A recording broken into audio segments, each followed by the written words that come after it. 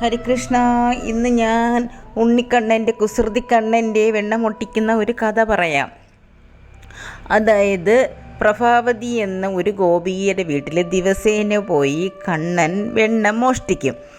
ഇത് ഒരു ദിവസം പ്രഭാവതി ഗോപിയ യശോദാമ്മയുടെ അടുത്ത് പറഞ്ഞു, യശോദാമ്മേ, എന്നും കണ്ണൻ വന്ന് ഇവിടെ വെണ്ണ മോട്ടിക്കാറുണ്ട്. അപ്പോഴും യശോദാമ്മ പറയുകയാണ്, അങ്ങനെയാണെങ്കിൽ ഒരു ദിവസം നിങ്ങൾ കണ്ണനെ പിടിച്ചുകൊണ്ട് വരാൻ പറയും. അപ്പോൾ അറിയാമല്ലോ നിങ്ങളെ വീട്ടിൽ വരുന്നോ ഇല്ലയെന്നും. അങ്ങനെ എന്തു ചെയ്യും, ഈ ഗോപിക ഒരു ദിവസം ആ വീട്ടിനകത്ത് മറഞ്ഞിരിക്കും. കണ്ണനും കൂട്ടാളികളും വന്ന് എന്താ വെണ്ണക്കുടമൊക്കെ പൊട്ടിച്ച് വെണ്ണ കുടിക്കുകയാണ്.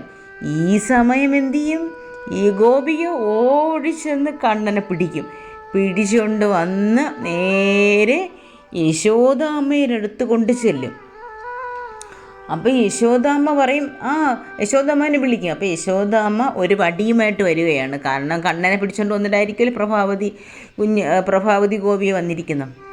അങ്ങനെ യശോദാമ്മ വരും. യശോദാമ്മയുടെ അടുത്ത് ഈ പ്രഭാവതി ഗോപിയെ പറയും, യശോദാമ്മയെ ഞാൻ എന്താ കണ്ണനെ പിടിച്ചുകൊണ്ട് വന്നു, എൻ്റെ വീട്ടിൽ നിന്ന് വെണ്ണ മോട്ടിച്ച് കയ്യോടെ പിടിച്ചുകൊണ്ട് വന്നെന്ന് പറയും. അങ്ങനെ യശോദാമ്മ നോക്കുമ്പോൾ എന്താ കാണുന്നത്, കണ്ണനെയല്ല, പ്രഭാവതിയുടെ പുത്രനെയാണ്. യശോദാമ്മ ചോദിക്കും, പ്രഭാവതി, ഇത് നിൻ്റെ പുത്രനല്ലേ, ഇത് കണ്ണനല്ലല്ലോ.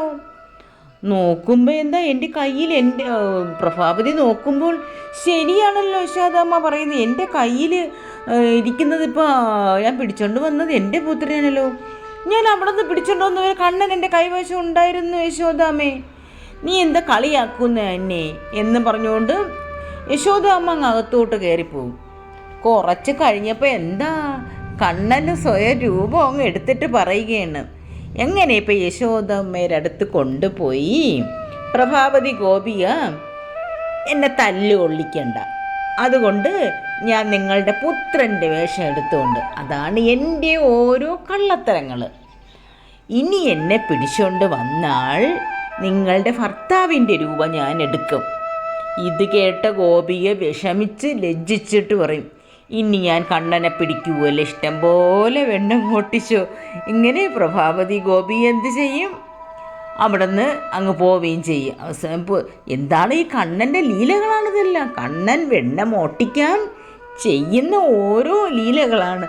അങ്ങനെയാണ് ഇത് ഒരു ഗോപികയുടെ അനുഭവമാണ്. അതാണ് കണ്ണൻ്റെ ഓരോ ലീലകളും. ഹരേ കൃഷ്ണ.